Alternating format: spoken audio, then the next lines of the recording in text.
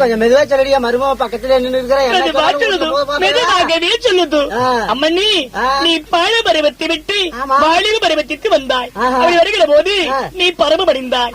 பருவமடைந்த நேரத்தில் எல்லா நாட்டில் உள்ள சோதிடர் எல்லாம் உங்க காந்தார தேசம் வந்தாய். இதெல்லாம் உனக்கு எப்படி தெரியும்? குறையில் சொல்லுது, குறை கூட சொல்லுது. என் குல தெய்வம் என் கூடையிலே சொல்லுது. குறை கூடையிலே சொல்லுதா? சொல்லுது. அப்படி வந்து உன் தந்தையார் அப்படி கடிதத்தை பற்றி பார்க்கின்ற போது உனக்கு எப்படி சொல்லுவது தெரியுமா? உன்னை எந்த மன்னர்களும் அறையிட்டா அவர்கள் செத்து விடுவார்கள், அவர்கள் சிரம் அதாவது வெடித்து விடும் என்று சோதிடத்தில் கடிதமாட்டான். நீ ருசுவான நேரம் சரியில்லை என்று அதற்காக வேண்டி உன்னை யாருமே பெண் கேட்க வரல. அப்ப யார் வந்தார் தெரியுமா?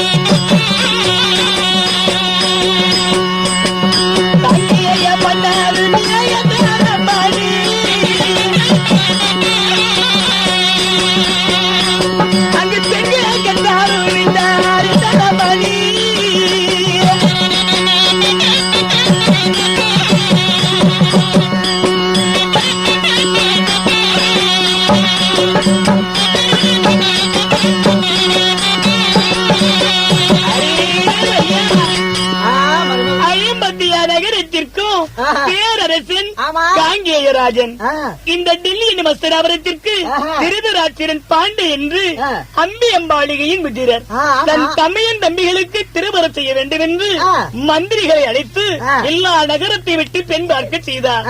எந்த பெண்ணும் திருதராட்சியனுக்கு பொருத்தமில்லை. அப்படி வருகிற போது காந்தார தேசத்திலே ஒன்னை பார்த்தார்கள். அப்போது ஹஸ்தினாபுரி மன்னனுக்கு பெண் கொடுப்போம் என்று பெண் கொடு என்று கேட்டார். உன் தந்தையா அவர் என்ன செய்தார் தெரியுமா?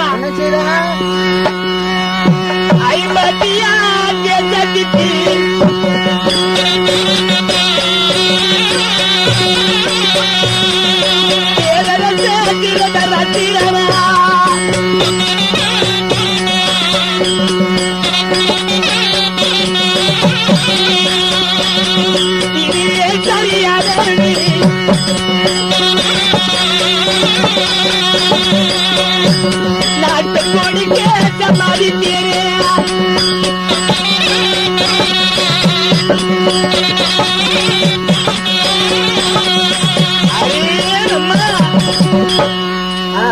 ஐம்பத்தி ஆறு நகரத்திற்கு பேரரசின் திருதராட்சியனுக்கு பெண்குடி என்று மந்திரிகள் கேட்டார். உன் தந்தையார் சரியான மகிழ்ச்சி அடைந்து பெண்குடி பிரிந்தார். அதற்கு பிறகு திருதராட்சியனுக்கு நேத்திரமில்லை என்று எரிந்தவுடன் உன் தந்தையார் பெண் கொடுக்க மாட்டீர் என்று மறுத்துவிட்டார். அதற்கு பிறகு ஆனால் நீ என்ன செய்தா? என்னை யாருக்கு நிச்சயித்து முன்பதாய் கொடுக்கிறேன் என்று சொல்லிவிட்டீர்களோ அவன் தான் எனக்கு கணவர், அவர் தான் எனக்கு புருஷன். புல்லானாலும் புருஷன், கல்லானாலும் கணவன் என்று சொன்னது உண்டோ இல்லையா? அதற்கு பிறகு திருமணம் நியமித்த பிறகு நீ ருசுவாகிய நேரம் சரியில்லை என்று பார்த்து ஆட்டுக்கடா உன்னை தாலி கட்டிச்சு. அந்த கண்ணனாகி திருராசியம் மாறிவிட்டான். கரெக்டா சொல்லிவிட்டியே. அது மட்டும் இல்ல, இன்னும் இருக்குது. அத்தா உள்ளே வேலை செஞ்சுக்கிட்டு உன் பண்ட காலம் தண்ட வளர்ந்து மேல ஓடுது அத்தை. எங்க அத்தை இவ்வளவு வேலை பண்ணிருக்காளே. அம்மா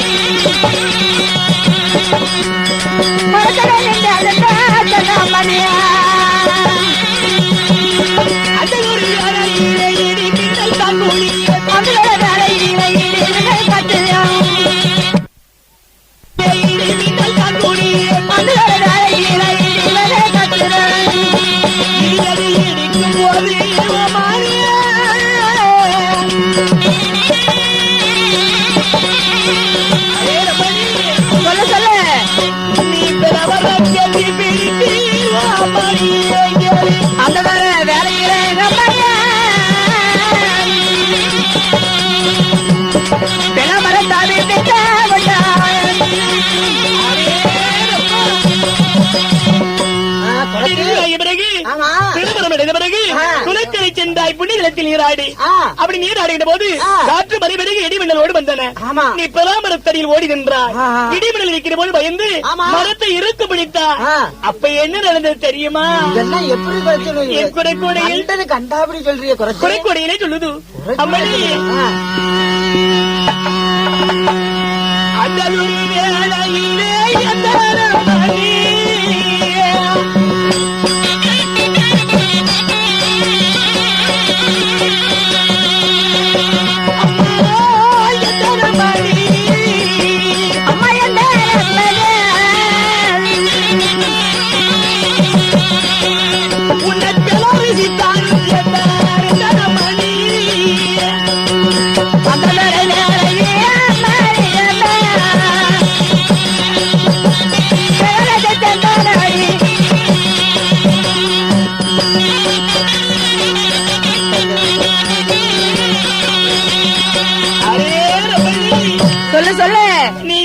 அந்த பொறுக்க மாட்டாமல் பெலாமரத்தை கட்டிப்பிடித்தா.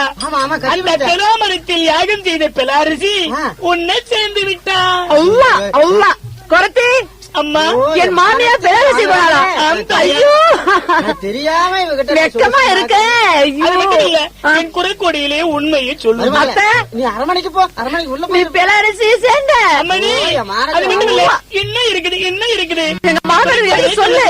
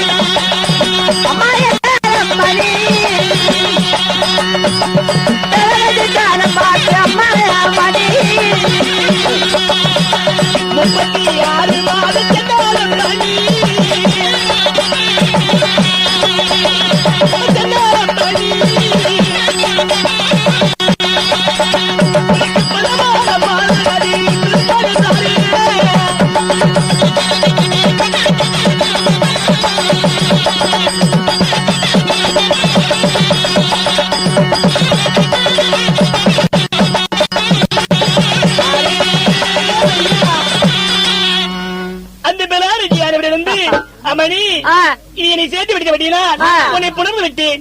இந்த 36 மாதம் உன் வயிற்றில் தங்கும். 36 மாதத்திற்கு பிறகு 100 மாதங்கள் சென்றார் ஒரு பாலன் பிறப்பார் என்று உனக்கு வரம் கொடுத்தார். அப்படித்தான் சொன்னாரு. எத்தனை மாதம்? 100 மாதம் உன் வயிற்றிலே இந்த கரு தரிக்கும். அதற்கு பிறகு பாலன் பிறப்பார் என்று சொன்னார். ஆனால் அதை மறந்த நீ பாண்டுமகாரா என்பும் மனைவியராகிய குந்தி அம்மா முதிரை பெற்றான் என்று அறிந்தவுடன் மச்சுட்டுக்காரி ஆண் பிள்ளை பெற்றார். அட்டோட்டுக்காரி ஆண் பிள்ளை பெத்துக்கிட்டானே, நான் இன்னும் நமக்கு பின்னால வந்த குழந்தை பெத்துக்கிட்டாலே நம்ம வயிற்றில் இருக்கிறது அழுவு கட்டியா இல்ல குழந்தைன்னு சொல்லி அங்க நீ என்ன செய்த? என் வயிற்று மீது எடுத்து புலவைகள் எடுத்து குத்திக்கிட்டேன். அப்படி செய்தது தெரியுமா? ரத்தம் எல்லாம் பெருகியது. நீ 100 ஜாடியிலே பிடித்து வைத்தா, தூட்சி துருப்பெல்லாம் ஒரு ஜாடி பிடித்து வைத்தா. அந்த ஜாடியை நீ கவனமாய் நீ அதை குத்து நோக்கி நீ அதை பார்க்கின்ற போது அபயம் காற்றதை போல் காற்றாய். இதெல்லாம் எப்படி குறைச்சு உனக்கு தெரியும்? கூடையிலே சொல்லுது. கூடையிலே சொல்லுதா? அம்மணி குறைச்சி அதில் 36 மாதத்திற்கு பிறகு பிறந்தவன் தான் உன் மகன் ஆகிய துரியோதனன். அப்படியா? ஒவ்வொரு நாள் ஒவ்வொரு விராய் முட்டையில் வெடித்து வர குஞ்சை போல் உன் பாலன் பிறந்தார். உண்மையா இல்லையா? உண்மடி குறைத்து. அப்புறம் சரி, இது வரைக்கும் நடந்ததை சொல்லிட்ட. உண்மைதான். இதுக்கு மேல நடக்க போறதை சொல்லு பாக்கலாம். அப்படியா? மணி நான் சொல்லுவது இல்லை, என் குறக்கூடையிலே சொல்லுது. சொல்லுது சொல்லுது சொல்லு பாக்கலாம். பரிசித்த பாண்டவர்கள் வருவார தனி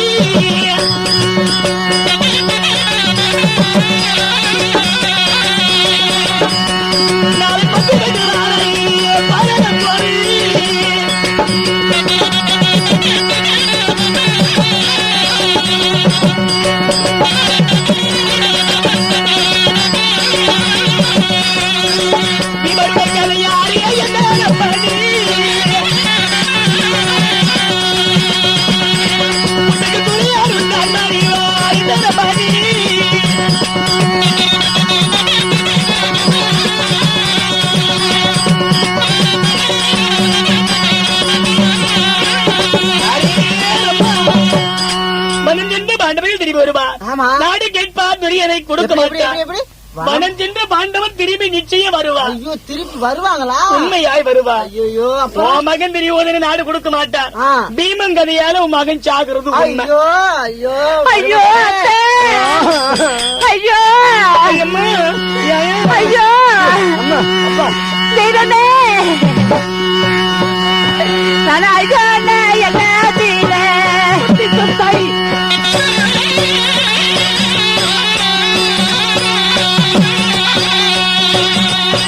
ஐயா காலரன சட்டேடாரி இது மன்னவரே காலே மத்த திரதே ஐயோ திரதே அத்தே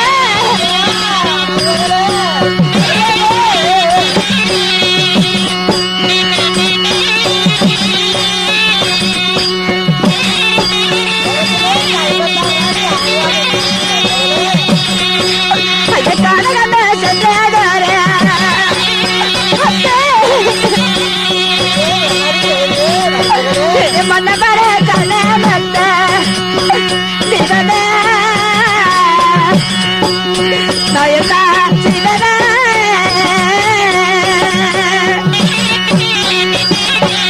ஐயோ மன்னா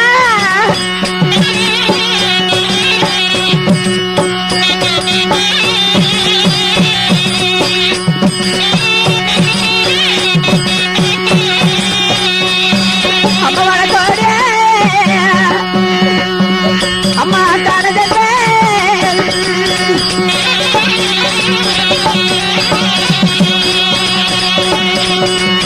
மன்னவரே பொண்ணு தான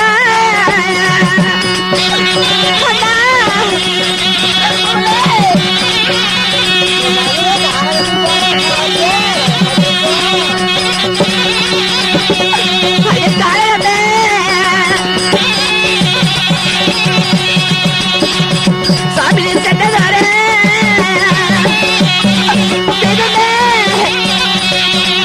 அந்த மாட்டாரே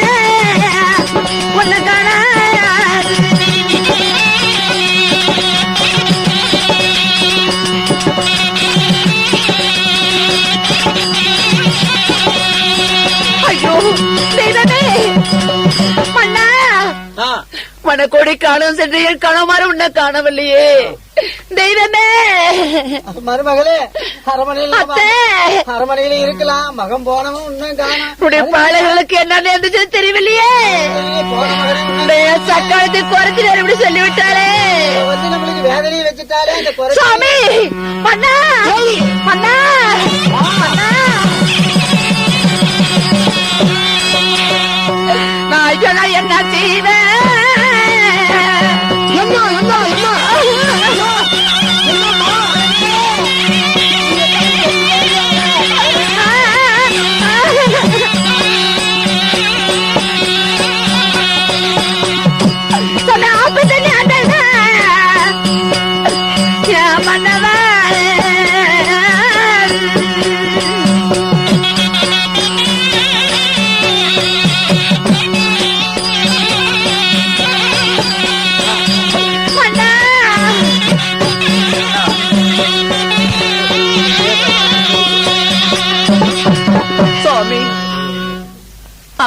என்ன பாண்டவர் மனம் போன பாண்டவர்கள் மீண்டும் நமது நாட்டுக்கு வருவார்களோ? அவருடைய கையினாலே 18ஆம் ஆண்டு போர்க்காலத்தில் உன் கணவர் நிச்சயமாக அந்த பாண்டவர் கையில மனிதத்தான் ஆக வேண்டும். மீண்டும் நாட்டுக்கு வரப்போறார்கள். இந்த 10 திரௌபதி வைத்த பாஞ்சாலி வைத்த சபதம் இன்றோடு முடிய போகுது என்று ஒரு குரத்தி அவ என்னிடத்துல சொன்னா சுவாமி. அப்படியெல்லாம் எடுத்து குறி வைத்தாரா? ஆமா. அவர் எங்க இருக்கிறார்? அதோ அரமனை இருக்கா. அவள் இழுத்துவாரமாக இருக்கிறான் மகனே. அவள் இழுத்துவா இங்கே. அடியே குரத்தி, இங்க வாடி. குரத்தி சிரிக்கலாம் சக்காலத்தி. இந்த சவத்தினது அவைதான் பாரு. குள்ள குரத்தி நீதான் அறிவு வைத்தாயோ? சுவாமி, வருங்கால நிகழ்கால எல்லாம் சொன்னா நீதானே? உண்மைதான். சரி போகட்டும். எனக்கு உன் குறை கூட ஒண்ணு சக்காலத்தி எப்படி பாரு சிரிக்கி. நான் எனக்கு என்ன நடக்க போகிறது, நான் என்ன ஆக போறேன் அத சொல். என்ன ஆகுது? என்ன ஆகுது? ஆமா, ஆகுது. அது தேவையில்லாத பிரச்சனை. சொல்றி சொல்லுது. சொல்றியா? சொல்லுது. சொல்லு.